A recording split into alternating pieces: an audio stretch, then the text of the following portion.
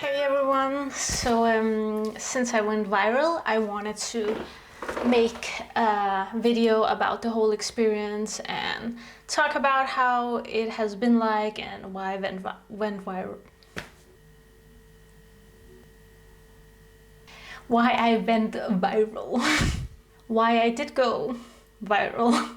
So what first happened is I'm at home one day and I get this text from my friend and it says, "You're famous and you're on Unilad." And I'm like, wait, what? That sounds weird. It's like, it must be some prank or a joke or something. And then I check it out and then it's actually my face. And it quotes me for saying stuff I never said, which was, "Girl stops shaving in order to weed out bad dates," which I never said. And so that was quite interesting. And my first reaction was, yeah, I'll check this out later. Better finish working out. So what happened in a span of a few hours was that someone found this article where I had talked about norms for women in terms of hair.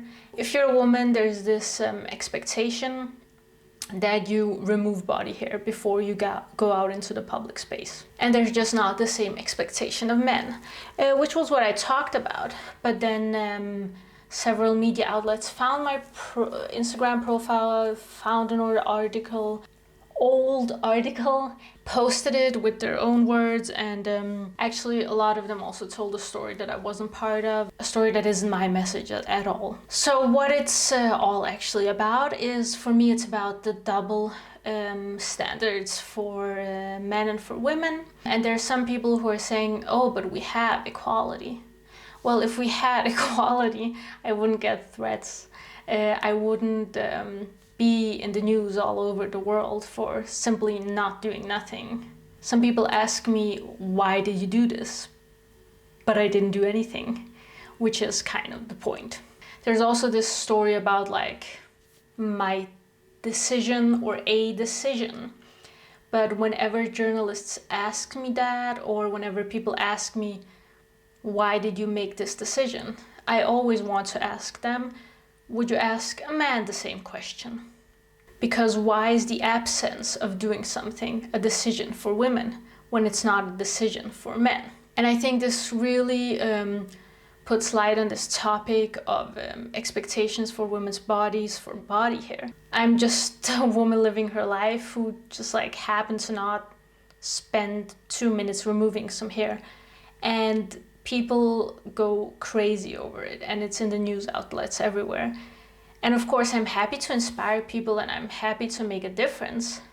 But in a way, it's also like the absurdity of it. It really it confuses me in some ways, and it just shows us that we're further from equality than we sometimes think we are. Because we tend to see gender and history in this linear view, where it goes from past to present, from worse to better. And it's not like that. It's not from A to B or from the beginning till the end. And it's slowly, there's this curve where things get better. We don't know what the definition of things is, and we also don't know what the definition of better is. If there is like a time curve, if there even is a way of, if there even is a better or a worse, I would rather put it this way. It gets better than worse than better than worse in terms of rights for women, in terms of possibilities as well. Because when we look back to the 70s, my impression at least is that hair removal wasn't that necessary as it is now. And of course, there's always going to be trends. There's always going to be fashion.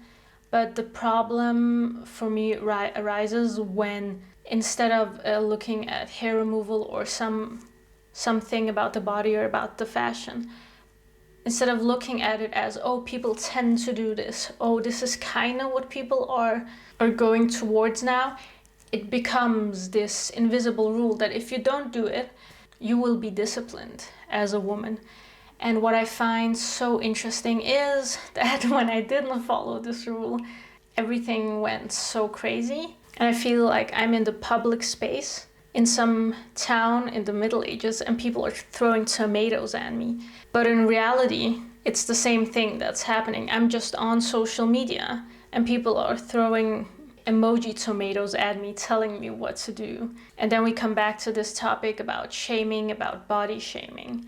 You know, it's not a rule that as a woman you have to remove a certain amount of hair, a rule that's written in the laws, but it's still kind of a rule. Because if it wasn't like a rule in society, the reaction against me not doing such a small thing wouldn't have been that hard. When we look at it like historically, what I talked about before, the going from worse to better, I still feel like we're kind of in the Middle Ages now, and I did something wrong, did something to offend the beauty standard. And now I am in the middle of the town hall, the town court or something, and all the nobility and the peasants, they're throwing their tomatoes at me.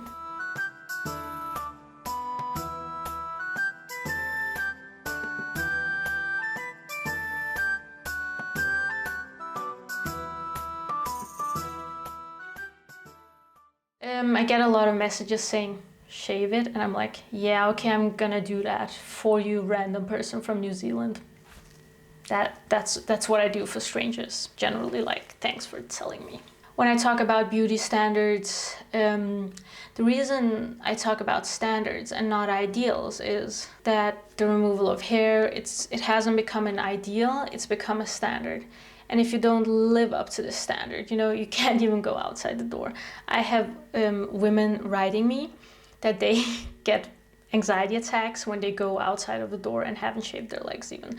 I have women writing me, they have nightmares about how people would react if they didn't like remove hair, although they don't want to remove it. So I think instead of like, it's not like, oh, we have this ideal that we can or cannot look up to. It's like we have this standard that you have to do every time you walk out of the door. And it's so crazy. As a follower said on Instagram, now I unfortunately can't remember her name, but she said it so well, body hair doesn't have a gender. And what I think is weird is when women text me, oh, remove it, oh, this is embarrassing, like, how can you look like this? I'm like, girl, you know you have body hair too. I know you have body hair. We all know you have body hair. So why are you acting like you don't? And I think it's weird that we have this thing in society where we all act like women don't have body hair, but we know that we do.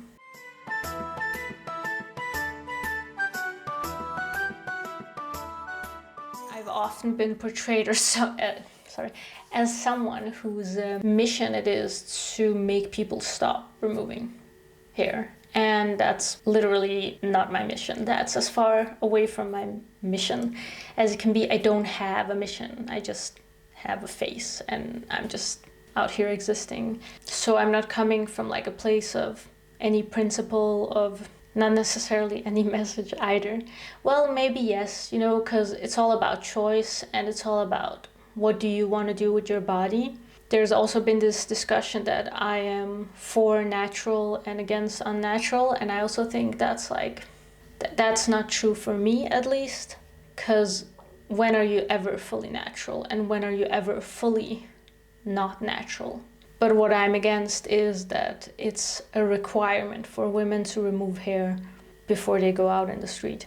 Why some part of the body is a taboo, I don't understand. It's like my right ear being a taboo. Like we just chosen this random part of the body and we've said that's a bad part of the body for women. Imagine if we did that with any other body part, like ears. Oh, now women can have ears, and then we all act like women don't have ears. That's super weird. If I even had a message, it would be that people should do what they want to do with their bodies. And question yourself if you're one of the people telling others what they should or shouldn't do with their bodies. Ask yourself why. Why is this necessary for me?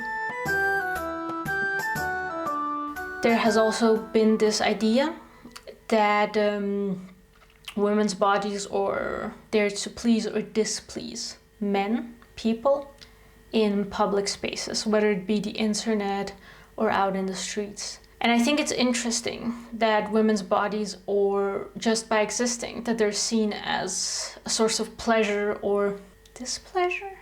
And that if you, as a woman, if you don't please men by your looks, that you aim to offend them. And my question is, why can't we just exist?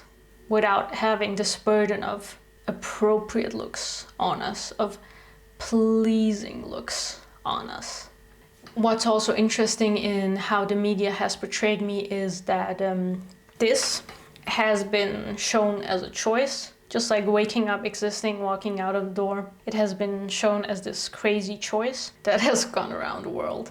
Which is like so absurd, to be honest. I just want to like lay down and laugh every day. And it goes from me shaving to point of no return to not shaving to now telling everybody don't shave, and that's like that's literally not my point at all. So I don't see it as like a development or a story or anything. It's like a lot more blurry and a lot more nuanced than the media portrays my views on bodies. And now I'm not saying that I'm above any aesthetics, because in a way I think most of us or all of us are in some way aesthetical or want to be or want to like look like a certain aesthetic, and that's okay. But I also don't think that you should impose your own taste or your own aesthetic on others, because that's where it becomes problematic. I wouldn't say I fault anyone for shaving, because I honestly don't think there's anything wrong with it. And I'm also like, it's not a principle, it's not a choice that I don't shave. I might do it tomorrow. So it's not like I'm hard set on a choice or anything. I just wish it wouldn't be a topic.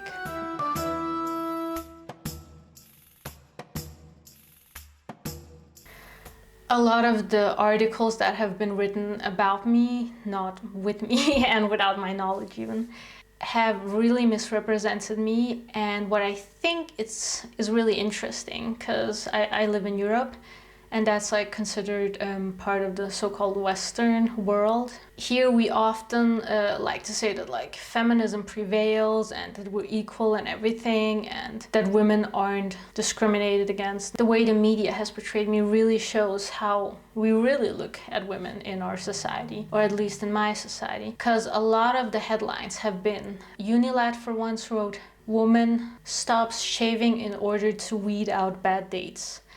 I never said that. I never said anything about dates or dating. And that just shows how this idea of women, how this imagery, how these stories about women in media, in films and series and articles always are about woman does thing in order to please or displease men. And literally I didn't do anything. Men or dating were never part of my motivation to do or not do anything.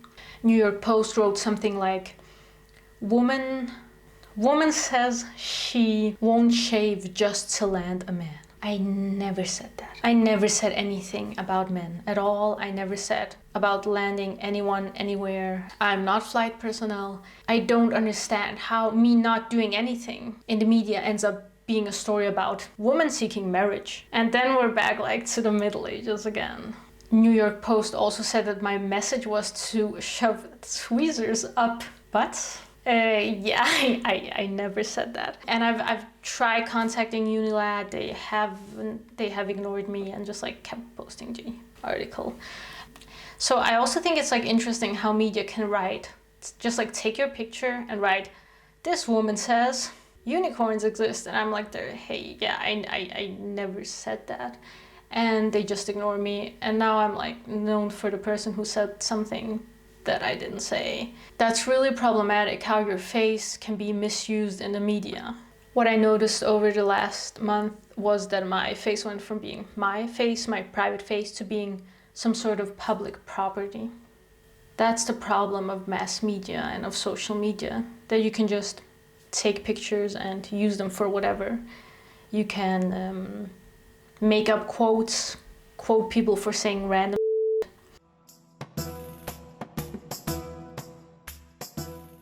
One more thing I want to talk about is the comments that people, mainly men, have sent me. They're always about like, do this, don't do this, do that, don't do that. That's not very womanly. Go be womanly. I think this stems from insecure masculinity or an insecure sense of self, an insecure sense of identity. Because if you define your own gender and your own gender roles by defining someone else as having different gender roles, then you see yourself in light of the other. Who am I now? Because this woman around the world didn't shave. Am I even a man? What am I?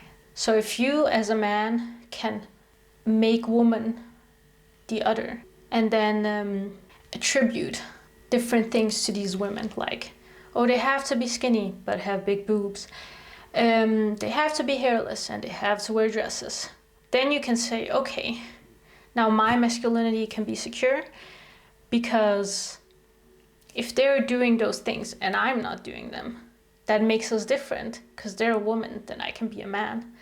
But if women then start going in on the arena of what's right now or what's traditionally seen as male, then it confuses the men who are insecure about their gender identity or insecure about their masculinity, because then they're like, oh, a woman is strong, but I'm strong because I'm a man. What am I now if a woman is strong? Or a woman has hair, but I'm used to only men having hair.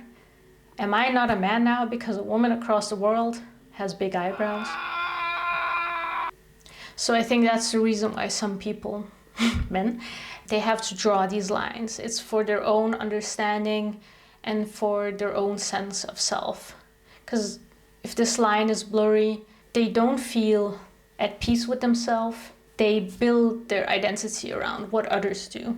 So I think there's some insecure people who are building their identity about what I do, although they're probably never going to meet me.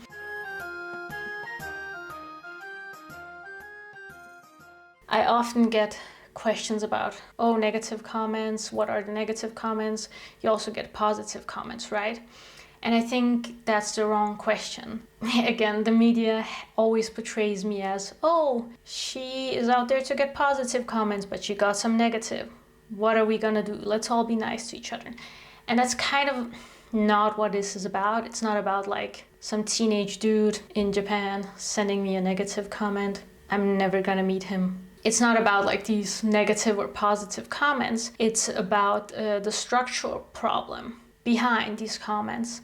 Because the comments, they're just a symptom. And misogyny, the lack of equal rights for women, is the illness. So the problem, I would not say, is someone saying you, oh, I don't look like how you look. It's like, okay, all right, cool, cheers. The problem is when you look on all the people in the world and how many feel the pressure to shave, you know? When you get these comments, you might internalize expectations towards women, or not just might, you do internalize them. What's actually happening is over a lifespan, you get, well, not only comments, but people telling you what to do also, you know? Telling you what's preferred, what's ugly, what's pretty, what's even acceptable for a woman. So when you internalize this, what you tell yourself, what your mind tells yourself, it's always gonna be much more powerful than hundreds of comments. Because you can always turn off your phone, you can always put your headphones in when you walk on the street, you can always ignore people. But what you tell yourself over a lifetime, that's what matters, because you are with yourself 24/7. And the mind has a great power. You can basically convince yourself of anything if you want to. So if you've internalized that you're ugly because you have body hair like most people do, you know, then you make yourself bully yourself. And it's kind of hard to get out of because we're all conditioned this way. We're all raised to think like this. And that's of course where my camera died. The next time I will have a visiting guest who is a professor, a researcher, I think it's a scholar. And next time we're gonna talk about how colonialism and racism has an impact on all this like woman hair thingies. Thanks for watching this episode of The Modern Witch Hunt. I hope you like the medieval music, and as they all say, follow me on Insta. Do me a huge favor and subscribe, or at least give me a thumbs up, maybe a nice comment. If it's not a nice comment, then don't make it. Have a great day.